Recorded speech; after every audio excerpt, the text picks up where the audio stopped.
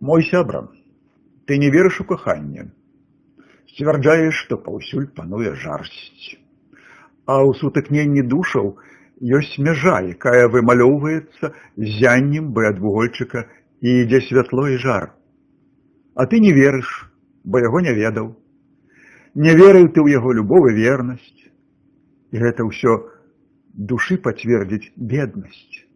Пчалою быўшы і не еўшы мёду, жыццё такое нам на што ад роду. Господи, Боже наш, што сядзіш на херувімскім пасадзе, ты ўзнавіў тваю уладу, паслаўшы Сына Твайго адзінароднага Господа нашага Іісуса Хрыста, каб цераз яго крыж, пахаванне і ўваскрэсенне збавіць свет.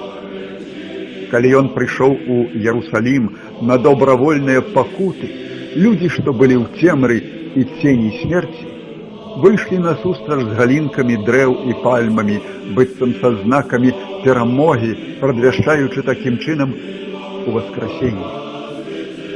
Сёння, уладару, мы таксама, трымаючы ў руках вербныя галінкі, якія калісь тыя людзі і дзеткі, склікаем Табе асана і хвалім Цябе ў песнях і гімнах духоўных. Ты ж захавай і сцеражы нас, як некалі іх, і зрабі нас годнымі убачыць трохдзённае ўваскрасенне